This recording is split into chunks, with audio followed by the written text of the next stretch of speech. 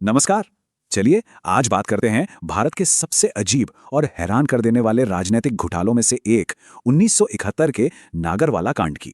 एक ऐसा मामला जो 50 साल बाद भी इतिहासकारों और जांचकर्ताओं के लिए एक पहेली बना हुआ है।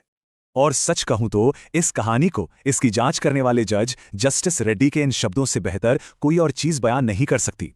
ये वाकई एक ऐसी पहेली है जिसकी परतें आज तक कोई पूरी तरह से खुल नहीं पाया है। देखिए, ये कहानी सिर्फ एक बैंक डकैती की नहीं है।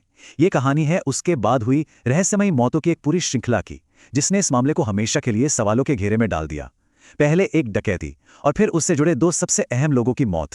क्या ये सब सिर्फ एक इत्तेफाक था या फिर इसके पीछे कोई बहुत बड़ी साजिश थी? तो इस पूरे रहस्य की शुरुआत होती है एक बहुत ही दुस्साहसिक डकैती से। एक ऐसा क्राइम जिसे सुनकर यकीन करना मुश्किल हो जाता है, क्योंकि इसे अंजाम दिया गया था सिर्फ एक फोन कॉल पर। रकम थी 60 लाख रुपए। अब सुनने में शायद ये आज उतनी बड़ी ना लगे, लेकिन हम बात कर रहे हैं 1971 की। और अगर आज के हिसाब से इसकी कीमत देखें तो ये 170 करोड़ रुपए से भी ज्यादा बैठती है। तो आप अंदाजा लगा सकते हैं कि ये चोरी कितनी कितनी बड़ी थी।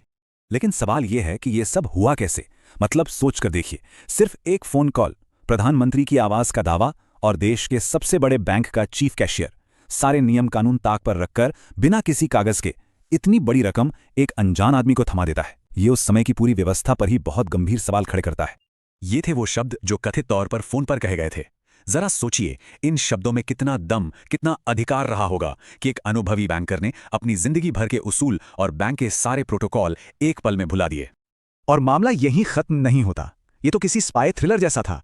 पैसे लेने देने वाले एक दूसरे को पहचाने, इसके लिए कोड वर्ड्स भी तय थे। कुरियर कहेगा मैं बांग्लादेश का बाबू हूं और कैशियर जवाब देगा मैं बार एट लॉ हूं। मतलब सब कुछ बेहद अजीब और नाटकीय था। लेकिन सबसे बड़ा सवाल तो यही है कि कोई इतनी आसानी से इस झांसे में आ कैसे गया। इस सवाल का जवाब हमें मिलता है 1971 के भारत के राजनीतिक और सामाजिक माहौल में।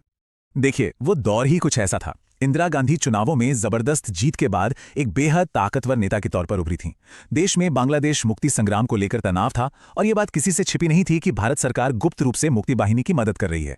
तो ऐसे माहौल में अगर प्रधानमंत्री की तरफ से किसी गुप्त मिशन के लिए सीधे फोन आए तो उस पर यकीन कर लेना शायद उतना भी मुश्किल नहीं था। लेकिन कहानी में असली मोड़ तो तब आता है जब नागरवाला पकड़ा जाता है।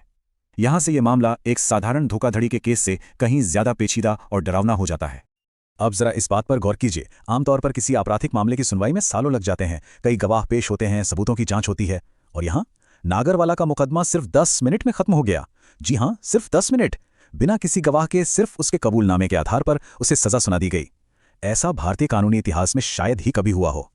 और फिर शुरू होता है मौतों का एक अजीब सिलसिला। नागरवाला ने जेल से अपना बयान बदल दिया और कहा कि वो देश के सामने एक बहुत बड़ा खुलासा करना चाहता है। लेकिन इससे पहले कि वो कुछ कह पाता, हिरासत में ही हार्ट अटैक से उसकी मौत हो गई। और तो और इस केस को सुलझाने वाले जांच अधिकारी डीके कश्यप की भी एक बहुत ही अजीब सड़क हादसे में मौत हो गई। इन दो मौतों ने इस केस के दो सबसे बड़े राजदारों को हमेशा के लिए खामोश कर दिया। कई साल गुजर गए, देश में सरकार बदली और फिर इस मामले की फाइलें दोबारा खोली गईं। इस रहस्य से पर्दा उठाने के लिए बनाया गया रेड्डी कमीशन। 1977 में जनता सरकार ने इस पूरे घोटाले की तह तक जाने के लिए रेड्डी कमीशन बनाया। इस कमीशन ने 82 पन्नों की एक बहुत ही डिटेल्ड रिपोर्ट तैयार की, जिसने कई सनसनीखेज खुलासे किए। और इस कमीशन की रिपोर्ट ने तो मानो भूचाल ही ला दिया।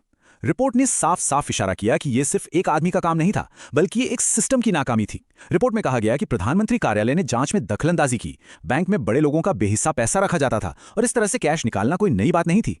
कमीशन ने यह भी कहा कि नागावाला के कबूलनामे को मानना ही नहीं चाहिए था। तो आखिर में ये घोटाला अपने पीछे छोड़ गया कुछ सवाल और कुछ थ्योरीज जो आज भी हवा में तैर रही हैं। तो असल में हुआ क्या था, इसको लेके 3 बड़ी थ्योरीज सामने आती हैं। पहली कि नागरवाला एक बहुत शातिर धोखेबाज था जिसने अकेले ही सब कुछ प्लान किया।